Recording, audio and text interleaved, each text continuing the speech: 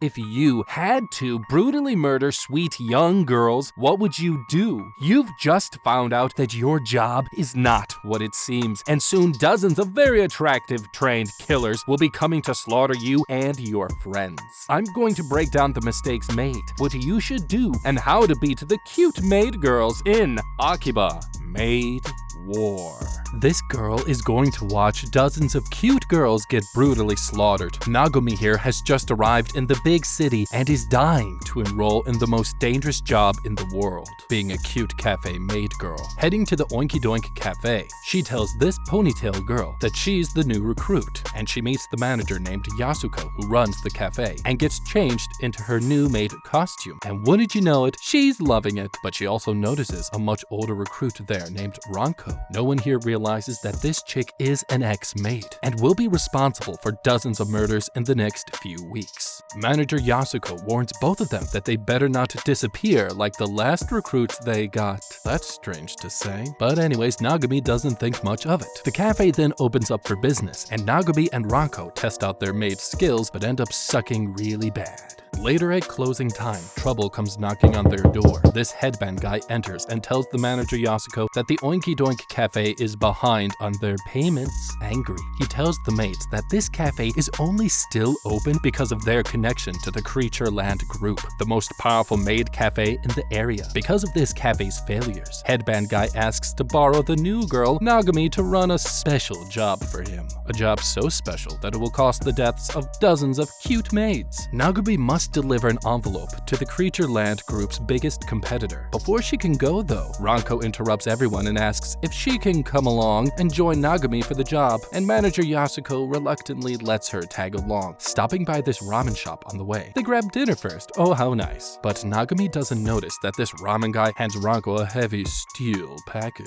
Heading downtown, they reach their target, the Wuv Wuv Moonbeam Cafe, and they head inside. But that's when they see one of the girls in there getting spanked for being a bad maid. And it's right about here that Nagumi realizes that this cafe is not very cute, and that's when she spots the big boss of this cafe walk over to them, handing her this envelope. The lady opens it up and gets really pissed off, and Nagumi finds out that the note inside basically insulted everybody inside of this bunny cafe for no real reason, and pisses off the boss lady so much she slaps Nagumi hard. But suddenly she gets a big fatty put right in her gray matter, and the whole cafe is shocked, and Nagumi's brain stopped working with all of the blood, and Ranko quickly gets her out of there. But it's too late.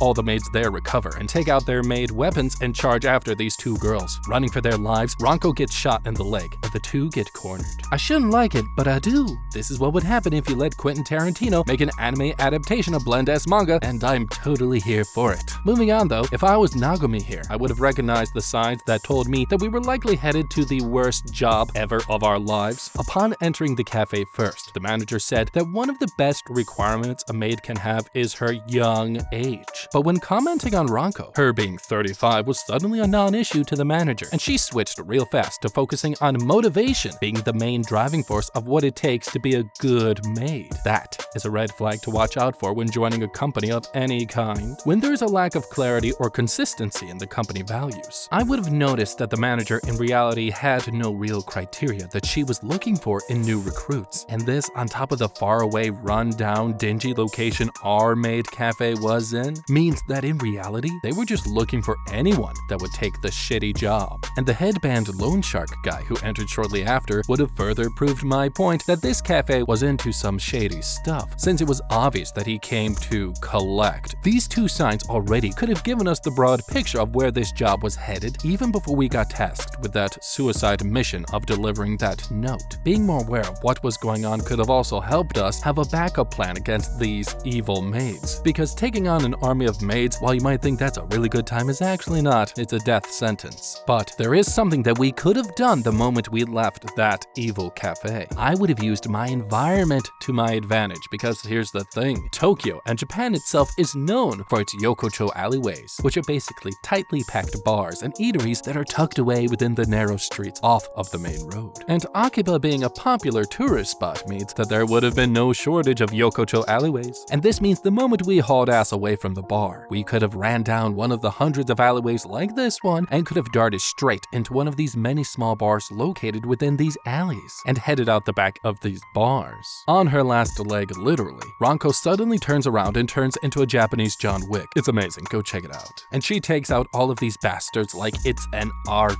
One of the bunny cafe maids survives though and begs to be spared, but Ranko tells her that dying young is part of the maid job and gives her a quick double tap. Nagami watches in total shell shock and wonders what the hell she's just gotten herself into. The next day, manager Yasuko gets in big trouble with Headband Guy again. He tells her that Nagami was supposed to die last night, so her death could be an excuse for Creatureland Group to go to war with the cafe from last night, the Wav Wav Moonbeam Cafe. But now Nagobi has upset the delicate balance between the maid cafes in the area, and this will cost them. He warns manager Yasuko that if she doesn't want to die, Oinky Doink Cafe needs to make their payments soon. Meanwhile, poor Nagami is still freaking the hell out and doesn't understand how all the other maids are acting so calm about what happened last night. And one of her co-workers with tons of makeup on her sees this. Her real name's Chiffon, by the way, but I'm gonna call her Cakeface. She sees Nagami stressing out, so she tells her to go outside and take a breather in the only way cafe maids can, by handing out flyers. There, she thinks about running away from this life, but that's when she meets a maid from another cafe, Blue Hair Girl, and she is so nice to Nagami, and she convinces her that there is so much more to being a cute maid than brutal violence, and she also doesn't deny that it's a very normal thing in their line of work. And somehow Nagami gets really happy and decides to gloss over that fact and decides to not quit her dream job for now.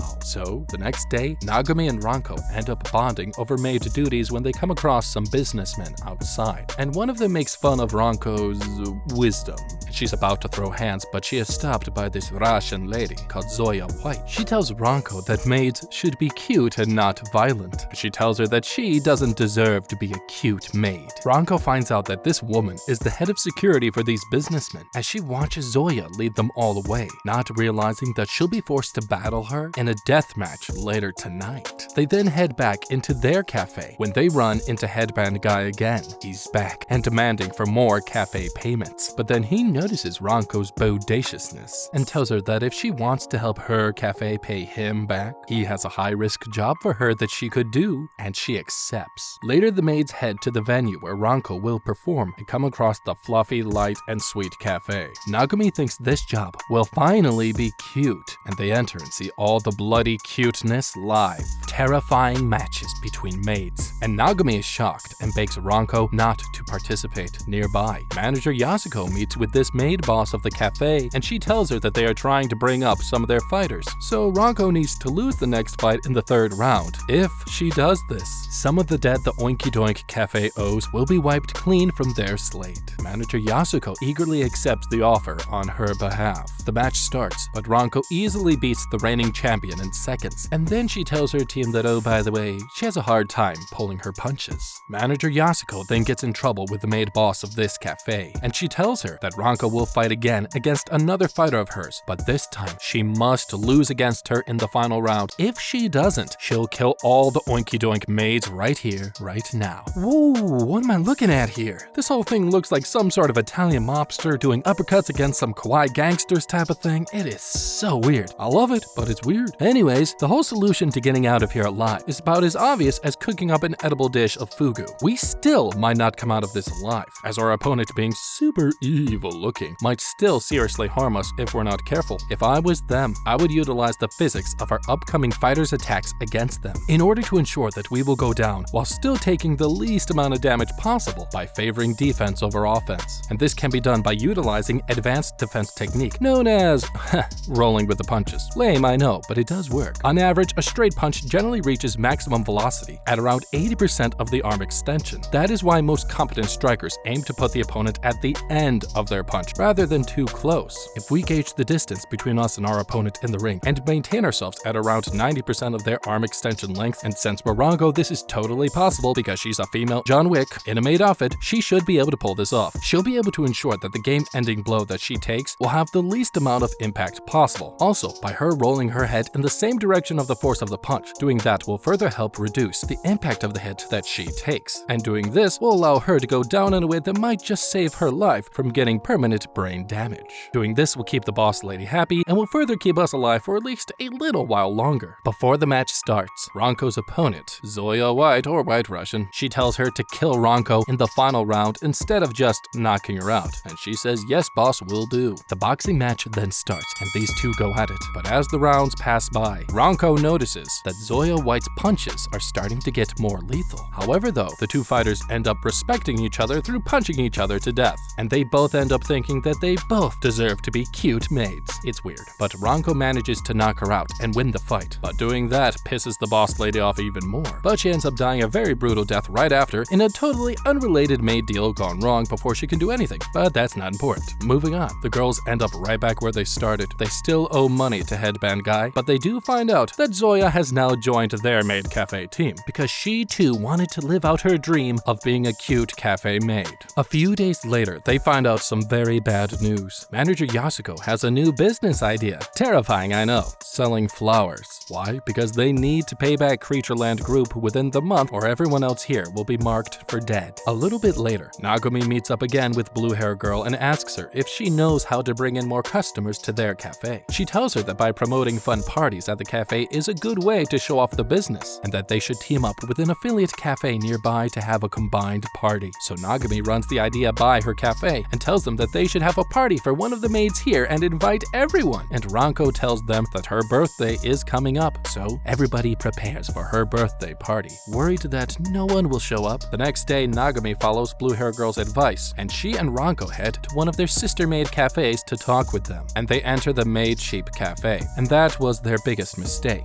The manager of this cafe approaches them and tells them that today is her birthday too, and she makes fun of their shitty flyers, and she also convinces all of her customers to join in too. Humiliated, Nagumi leaves with Ranko, but the sheep maids catch up with them and hold up Nagumi at gunpoint. Ranko tells them that sister maids harming each other violates the maid code, but this blonde maid tells her that they pissed her off, and now they must follow them back to their sheep cafe, or else Nagumi will die. As they leave, Oinky Doink's panda sees this and runs back to alert the cafe. Inside of the sheep cafe, Nagumi and Ranko get tied up, and this evil blonde maid tells them that no maid can ever have the same birthday as her. No one can. And she's killed every single maid who did. This nutjob then drops a cute sheep into their hole and begins flooding the place with tomato juice. Okay, that is so not fair. What did we do wrong here? Nothing. So annoying. Anyways, these guys did everything wrong from the beginning, and it makes no sense how Ranko, being an ex-maid, didn't think of what to do as they were being tied up. Once they were escorted back to their cafe, it's likely that they weren't unconscious when they got tied up. They could have still increased their chances of escaping if they just positioned their body and expanded their entire frame to be larger than it was. In short, my weebs, I'm saying they need to take a very, very big deep breath, and by doing this, it will artificially expand the surface area of their frame, and in doing that, they would have created more potential slack in the rope when they let out their breath. This trick would have made it easier for them to escape from the ropes in the first place. Once freed from the chairs, I'm immediately going to push these chairs up against the wall of this barrel in order to stand on top of it, which will help stabilize my balance. Due to Ranko's height over us, if I'm Nagumi and I'm smaller and lighter, I'm going to shimmy my way up onto Ranko's shoulders from here. Once on top of her shoulders, I would have a better shot at reaching and even pulling myself up over the barrel's edge, allowing us from here to begin to figure out how to help Ranko. We could even run and call for help, or we could even run and never come back and just screw Ranko over altogether, because hey, she's 36 years old and in mid-year she's practically dead. She's already lived a fulfilling life, and if I'm Nagumi, it's now my turn to live my life. Back at the Oinky Doink Cafe, the girls have planned a surprise party for Ranko, but find out from their panda that she and Nagumi are in trouble, and they rush to the Sheep Cafe and throw down with these maids, and they even manage to rescue these two from nearly dying, rewarding Ranko with finally her birthday celebration in the end. Later, all the maid cafes in the area get the worst news of all. Another maid has arrived back in town, Crimson Supernova, aka Level 1 baddie.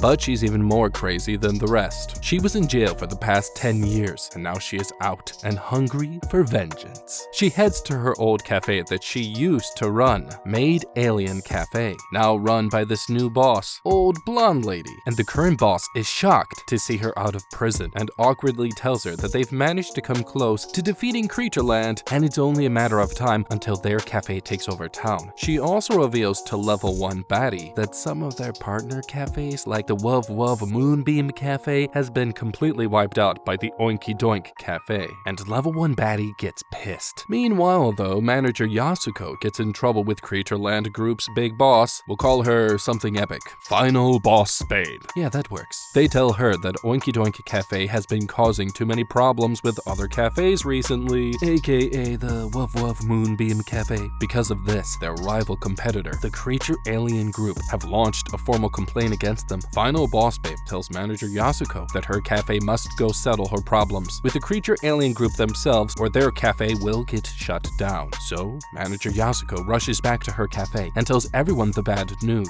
Their parent company has abandoned them, and now they must prepare to fight alone. Nagumi gets worried and tells them since her friend Blue Hair Girl belongs to Level 1 baddie's maid alien company, she'll be forced to fight her. But manager Yasuko has an idea, telling her that she could make an official sisterhood pact with Blue Hair Girl, and doing this deed will make Blue Hair Girl Nagumi's official maid sister, preventing the two from ever having to fight each other. So what do? The two officially sister up. They also managed to convince Blue Hair Girl to spy on her cafe. Ooh, that's helpful. Later, all of Oinky Doink's rival cafes get orders from Level 1 baddie to prepare for war against them. Level 1 baddie tells old blonde lady and her minions that they need to start prioritizing strength over money and act more ruthless as a company. A few days later, Nagumi tells her co-workers that Blue Hair Girl has informed her that her cafe will attack soon and hasn't heard anything from her since, and now she thinks she's gone missing. Ranko offers to help her find Blue Hair Girl. They find out from Steel Package Ramen Guy where she is. Going down this alley, they find her, and she tells them that she's hiding because her cafe has found out that she snitched on them. But just then trouble finds them, and Level 1 baddie and her minions show up. She tells the Oinky Doink girls that Blue Hair Girl must now die because of her betrayal. Nagumi tries to defend her, but Blue Hair Girl sacrifices herself, right as Level 1 baddie shoots her full of lead. Police sirens are then heard nearby, so Level 1 baddie and her minions quickly leave the scene. Blue Hair Girl utters her last words to Nagumi, telling her that being her sister was the best thing she's ever done, and she dies in a really not cute way for really no important reason at all. 1 week later, Nagumi goes into hiding. The Oinky Doink maids start getting nervous and worry that a Level 1 baddie will attack them soon, and Ranko decides to go find Nagumi and spots her working in this new cafe as a ninja. Nagumi pretends to not know her, but gets discovered in like 5 seconds and tells her that she's given up being a maid since Blue Hair Girl's death. So Ranko gives her space and heads back to the Oinky Doink cafe and informs everyone where she is. The next day, at the Ninja Cafe, Nagumi gets some new customers sent by Ranko. They tell her that they were Blue Hair Girl's most loyal customers and reveal that she told them how Nagumi would make an awesome maid one day, and this cheers the shit out of Nagumi. That night, Oinky Doink Cafe is on high alert and spots Level 1 baddie and her maid army approaching them, and everybody gets ready for a super weird bloody maid battle. The evil maids enter the building and are slowed down by Ponytail Girl. Ranko then tries to pop the evil maids off, but they are straight up savages and shoot one of their own. The evil maids overpower Zoya and Cakeface as they swarm the top floor and force everyone to retreat into the cafe. Thinking it's all over, out of nowhere Ninja Nagumi comes out from the lift and ninjas the crap out of these evil maids. It's awesome, taking out some of the minions as the rest of the good maids get into just about the filthiest catfight we've ever seen. Level 1 baddie gets injured, and one of her minions forces her to retreat, while the rest of her henchmen get picked off by the Oinky Doink maids. Nagumi and Ranko then decide to follow them. Okay, this is all glorious, but what doesn't make sense is how unprepared these girls were when it was clear that they knew war was headed their way. If I was them, I would have taken more measures to better fortify this Oinky Doink cafe. Let's get to the lift leading right up onto the cafe floor. Look at this. It was not working when the evil maids tried it, but moments later found out that the reason for this was because Nagumi was hiding inside of it. However, the shock of Oinky Doink maids to Nagumi being there, all that means is that they didn't know she was there, and means if it wasn't for Nagumi disabling the lift in the beginning, the evil maids would have been able to take the freaking lift straight into the cafe. That just shows you how unprepared they were. But the fact that Oinky Doink is a part of an entire building means that we could have used the element of surprise, since there were no reasons we had to wait in our cafe for the evil maids to show up. All's fair in war. Level 1 baddie chases away her minions and takes some time to herself,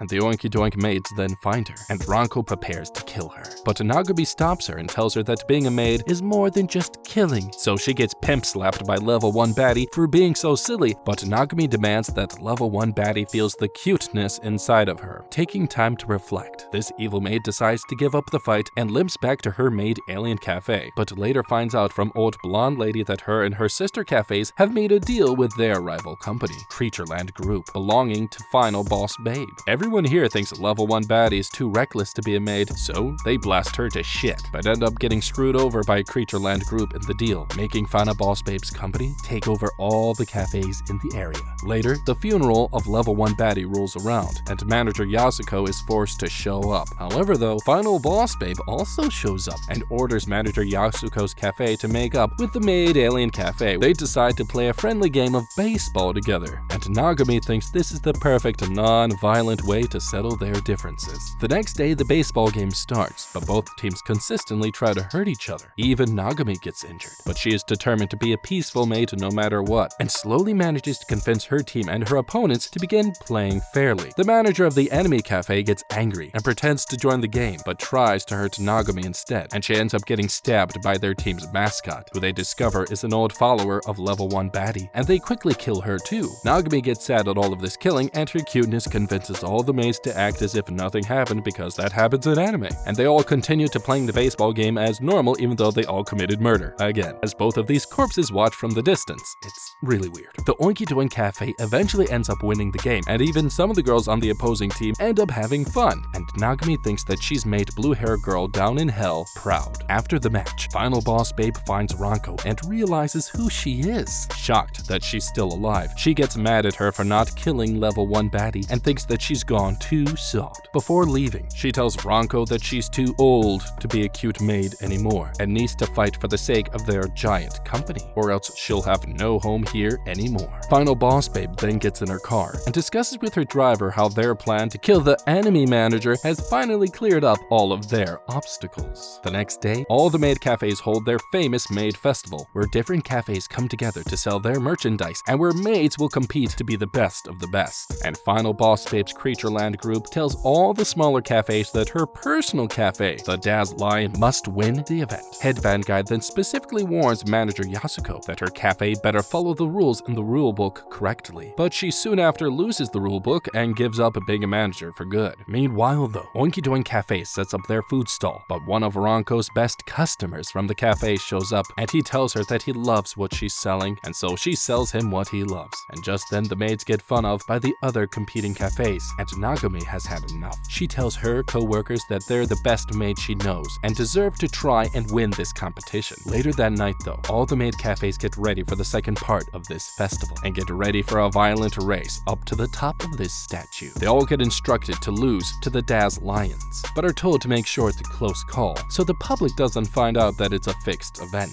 The race then starts, but Nagami's cafe disobeys the rules and try their best to win the game by getting to the top of this statue. And they run into the Daz Lion maids who try to stop them, but Nagami manages to climb near the top, and with Ranko's help wins the game and the entire festival, destroying Final Boss Babe's delicate maid ecosystem. Okay Nagami, your pep talk did great and seemed to make for a good watch, but what she did was incredibly stupid because Nagami directly contradicted the business dynamics when it comes to establishing a smooth and effective company. By establishing their cafe as the best and beating Final Boss Babe's cafe, they've indirectly outshined Final Boss Babe, and this makes no sense when you consider how insecure Final Boss Babe is. She will likely do whatever she wants now to them to punish them. What we need to do is impress the people above us and give them lots of gifts to make them feel super awesome and appreciated. The Oinky Doink Cafe started out at the bottom of the rankings due to their trouble with payments and the fact that they have no allies within the maid cafe community. They should have fought to try and come in second or at least third place. And while this would upset Final Boss Babe a little bit, this wouldn't upset her as much as them winning like they did, and they could have credited Creatureland Group for all of their hard work for the event and thanked them for being their boss. See what I just did there? Now the Oinky Doink Cafe has now given Final Boss Babe a gift which will make her happy she would have won, and we would be able to move on with our lives. Nagami's hubris and ego is going to cost them in the long term for just a short-term win. With their crazy victory, the Oinky Doink Cafe gets instantly famous, and Final Boss Babe gets furious and kills Headband Guy, and manager Yasuko finally shows up and gives up on giving up, and stays on to be their manager. Over the next few days, the Oinky Doink Cafe gets loads of new customers, and Ranko's best customer shows up again and finally asks her out on a hot date. And she discusses it with manager Yasuko, but she tells him that she thinks he's a banker, which means he's loaded. So the girls totally encourage Ranko to go out on a hot date.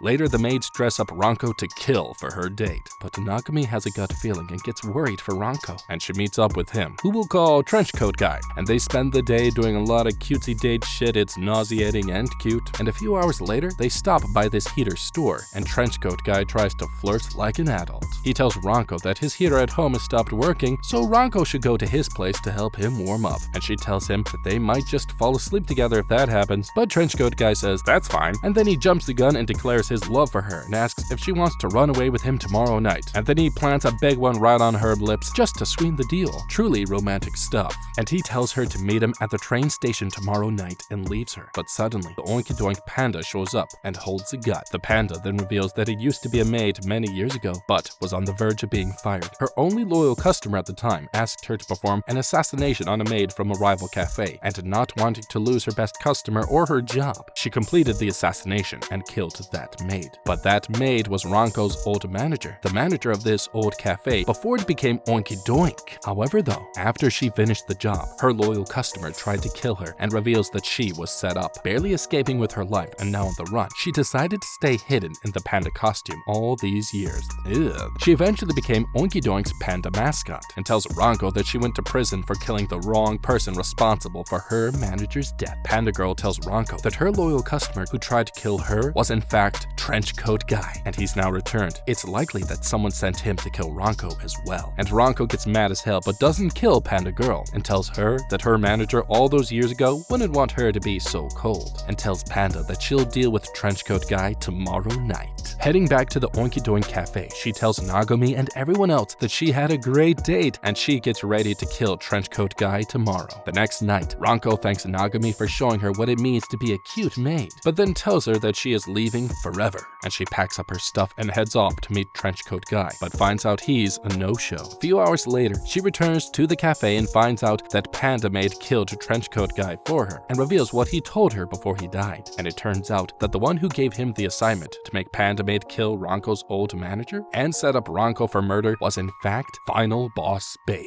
And she tried to use Trenchcoat Guy again, this time to murder Ranko. Knowing that Final Boss Babe has it out for her, Ranko tries to lay low in the busy Oinky Doink Cafe for the next week. But that's when they get the worst news of all and find out that Creatureland Group has now officially disowned them. And without their protection, all of these maids will soon get slaughtered. And knowing that it was her fault, Ranko declares that she's gonna go fix it just like Fix-It Felix. And the rest of the girls decide to support her in her mission. So Ranko and Nagami hit up Creatureland headquarters but get stopped at the entrance and held up at gunpoint and are taken to Final Boss Babe. And Ranko then has a sudden change of heart and decides to not try and kill her. Instead, she begs her company to take back Oinky Doink Cafe for Nagami's sake. And Final Boss Babe decides to put some sense into Ranko and takes Nagami hostage, telling her that she can give her a better maid position at another cafe if she kills Nagami right now. But Ranko declares that Oinky Doink Cafe is her home forever, and that Nagami reminded her of their old master. Frustrated, Final Boss Babe allows them back into Creatureland's group and everybody calls a truce. But that was their biggest mistake. Ooh, okay, this is crazy. Because right now these girls are up against a psycho and everybody thinks everything is going to go back to be hunky-dory? No, it's not. If I was them, I would not have taken any of what Final Boss Babe has said seriously, because we have to remember what her organization is based on. Her organization is really based in a real-world criminal enterprise, and it does not rely on things like honor and free will. No.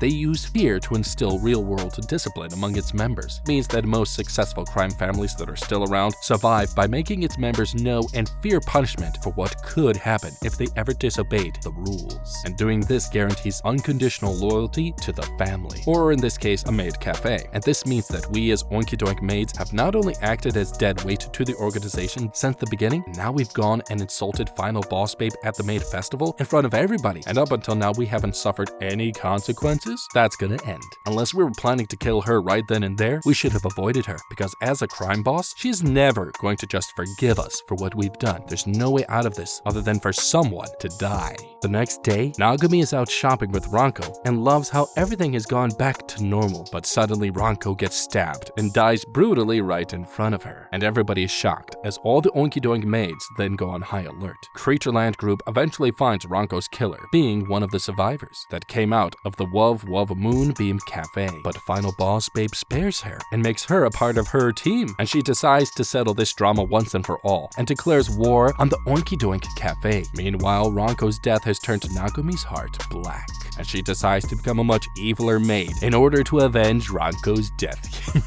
Yes. And asks everyone to start calling her Black Pork. And she decides to go evil ham and find Ranko's killer. And she gets some information from this rival maid, but also gets told by Ramen Guy a little more backstory behind Final Boss Babe's past. She grew up in the maid cafe as an orphan, where she met Ranko working there years ago. But Ranko's cuteness turned their violent cafe manager into a kind-hearted one. Unable to stand the cuteness, Final Boss Babe paid an assassin to kill their manager and framed Ranko for her murder, which sent Ranko to jail. And so Black Pork then heads back to the cafe wanting revenge, but finds some of Ranko's old belongings in the room and sees all of her things inside. And this suddenly makes Black Pork sad, and she decides to go back to being a cute Nagumi maid instead, and then tells the maids her plans to stop Final Boss Babe. Later, Final Boss Babe and her army reaches the Oinky Doink Cafe and stop to kill Ramen Guy real fast. Aw shoot, no more ramen. Expecting a violent showdown, the evil maids enter with their hands on the trigger, but discover all the Oinky Doink maids acting all cute instead, and they offer them the maid cafe experience first, before they're all going to die. Finding it amusing,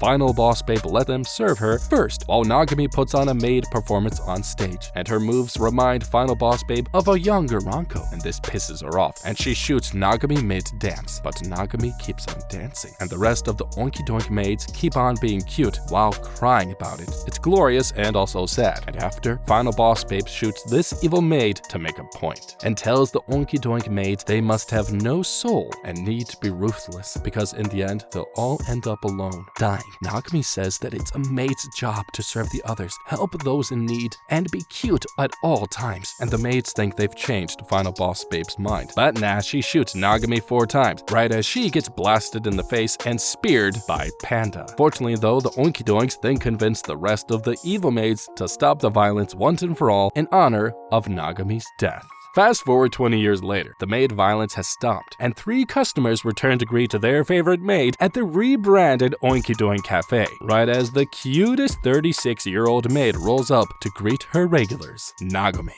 And if you don't want to end up like no dead cute cafe maid girl, then like, comment, let us know what you liked, and of course, didn't like, don't forget to check out the How to Be playlist down below.